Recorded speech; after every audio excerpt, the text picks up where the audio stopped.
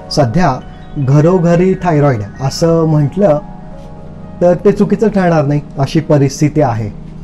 आणि कधीतरी आपल्याला कळतं की थायरॉइड नावाची ग्रंथी असते आणि तिचे काही अंतस्राव असतात आणि आपल्याला काहीतरी तक्रारी होत असतात. कधी ती अशक्तपणासारखी तक्रार असते, भूक न लागण्यासारखी तक्रार असेल, किंवा खूपच भूक लागते आणि खाखा होते, प्रचंड वजन वाढतं अशी तक्रार असते. आपल्या आवाजात बदल होतो किंवा एकदम शॉर्ट टेम्परनेस येतो, आपण मेंटली डिस्टर्ब व्हायला लागतो, अशा तक्रार असतो. आपण आपल्या डॉक्टरकडे जातो, मग ते T3, T4, TSH किंवा थायरॉइड ग्रंथींच्या तपासण्या करा असं सांगतात आपल्याला. आपण त्या करतो सुद्धा आणि त्याच्यामध्ये त्या कमी जास्ती असतात असं मिळतं. मग ते म्हणतात की ही गोळी तुम्ही महिनाभर आधी घ्या. मग ती गोळी महिनाभर घेतल्यानंतर ते परत रिपोर्ट करून ते सांगतात की आता ही गोळी तुम्हाला आयुष्यभर घ्यायची आहे असं आपल्याला कळतं. आणि खरं तर अगदी ब्लड प्रेशर किंवा डायबिटीस याचा विचार केला तर या बाबतीतही असंच आहे बऱ्याचदा.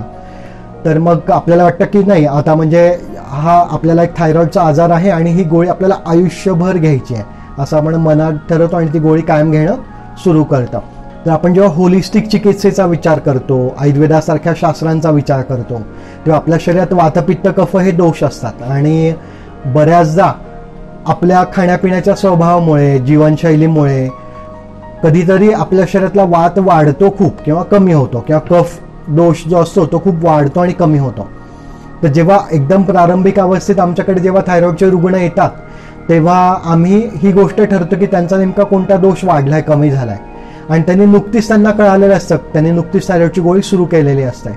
आणि त्यानंतर मग ते आमच्याकडे साधारणतः 8 ते 10 आठवडे किंवा 2 ते 3 महिने येतात. ते आल्यानंतर जर त्यांचा वाताशी संबंधित तक्रारी असतील तर आम्ही त्यांना तेल लावणं, वाफ घेणं, बस्ती घेणं अशा काही 7 ते 14 ट्रीटमेंट करतो. किंवा कफाचा असेल तर त्यांना जुलाबाचं औषध देणं, उलटीचं औषध देणं असं एक औषध असतं.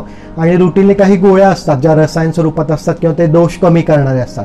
तर हे केल्यानंतर आमच्या असं लक्षात आलं की एक साधारणतः अशी रुग्ण आमच्याकडे नुकतंच निदान झालेले रुग्ण एक 2 ते 3 महिने येतात. त्यानंतर त्यांच्या तपासण्या सगळ्या नॉर्मल होतात. त्यानंतर आम्ही त्यांची सगळी औषधं बंद करतो आणि कायमस्वरूपी हे असतं, आयुष्यभरासाठी त्यांना कधीच कोणती गोळी घ्यायला लागत नाही. म्हणजे आत्ता जेवढं थायरॉइड किंवा नुकतंच निदान झालेला मधुमेह किंवा ब्लड प्रेशर यासारखे जे आजार आहेत, जर आपल्याला प्रारंभिकच ही माहिती जर कळू शकली आणि तुम्ही जर त्याचं नियोजन केलं, त्याचा फॉलोअप नीट ठेवला, तर त्याने असं होतं की तुम्हाला आयुष्यभर ही गोळी घ्यायची गरज नाही. आणि शिवाय ती एखादी गोळी आयुष्यभर घेतली तर त्याच्याशी होणारे संबंधित साईड इफेक्ट आहेत त्याला पण सामोरं जाण्याची आवश्यकता नाही. शिवाय त्याला लागणारं पथ्य पण आयुष्यभर पाळायची गरज नाही.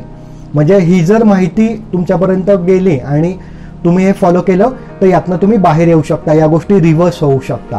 किंवा 20 वर्षानंतर तुम्हाला कळलं, 20 वर्षानंतर थायरॉइडची गोळी घेतल्याने तुम्हाला कळलं की अरे याचं मुळापासून उपचार आहे, तर मग मात्र त्याला थोडं दीर्घ काळ तुम्ही 6 महिने, 8 महिने, 10 महिने जर छान रेग्युलर फॉलोअप दिला. याच्यात सगळ्यात आवश्यक भाग हाच आहे की तुम्ही तुमच्या डॉक्टरांचा ऐका आणि त्यांना रेग्युलर फॉलोअप द्यायला हवा. त्यांनी दिलेल्या तपासण्या किमान महिन्यातनं किंवा 2 महिन्यातनं एकदा नियमित जर केल्या तर तुमचे डोस सुद्धा औषधांचे नक्की कमी होतात. आता 10 वर्षासाठी समजा एका औषधाचा डोस जर निम्मे तुम्ही घेतला तर तेवढे साईड इफेक्ट तुमचे वाचणार आहे. हे जर तुम्ही लॉंग टर्म विचार केला तर त्याचा इतका मोठा फायदा आहे. आणि शिवाय ड्रग टॉक्सिसिटी नावाचा प्रकार असतो. तुम्ही कोणतेही औषध घ्या, साधा अँटॅसिड असेल, पण ते जर तुम्ही दीर्घकाळ घेतलं तर त्याची टॉक्सिसिटी शरीरात परिणाम करते. ती तुमचं व्याधिक्षमत्व कमी करेल, एखाद्या अवयवाची कार्यक्षमता सुद्धा कमी करून ठेवेल. तर हे नक्की असतं. म्हणजेच मग जर आपण मूळ कारणांचा विचार केला, जीवनशैलीवर, आहारावर, व्यायामावर, प्रकृतीवर जर आपण नीट फोकस केलं तर याला मुळापासून कायमचं उत्तर आहे. आणि हे नक्कीच आहे. गेले 25 वर्ष 400, 500, 600 रुग्ण बघून, त्यांना उपचार करून ते नीट झालेले बघून आम्ही हे सांगतो. किंबहुना एक चमत्कारिक रुग्ण आम्हाला मिळाला, थायरॉइडचं निदान झालेला रुग्ण 10 वर्ष सलग ते औषध घेत होता. त्याची थोडीशी लेवल डिस्टर्ब असायची, डोस किती वाढवा आणि कमी करा त्यात धीम्म फरक पडत नसे, वेगवेगळे डॉक्टर झाले.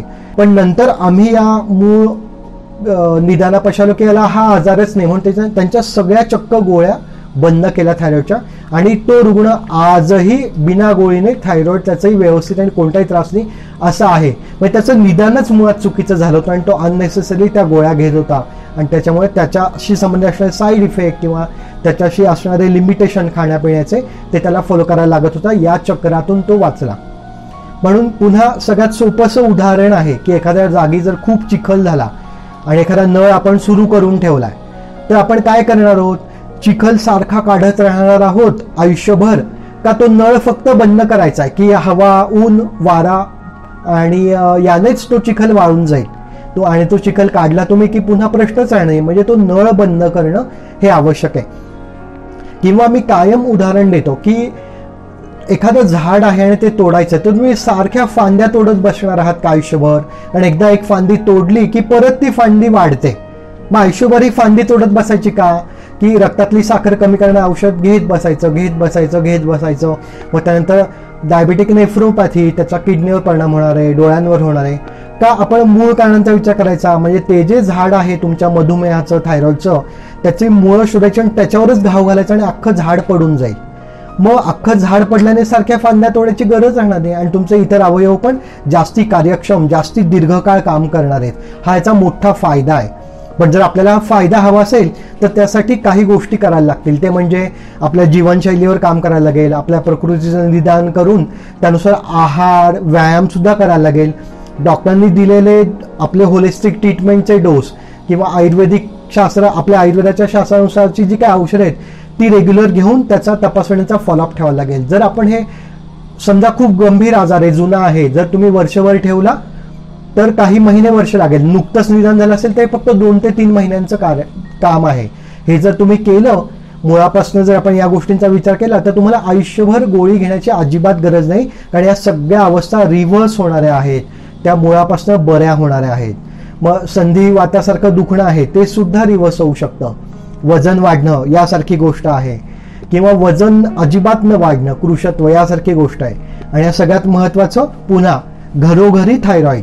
म्हणजे जर तुम्हाला निदान झालंय नुकतंच किंवा अनेक वर्षांपासून, पण जर तुम्ही तुमच्या जीवनशैलीवर, आहारावर आणि या होलिस्टिक ट्रीटमेंटवर जर थोडा फोकस केला, चांगला फॉलोअप ठेवला, 5-6 महिन्यांचा विश्वास ठेवला, तर नक्की तुम्ही कायमस्वरूपी यातनं बाहेर येऊ शकता. त्याला आयुष्यभर या गोष्टी करत बसण्याची गरज नाही. धन्यवाद.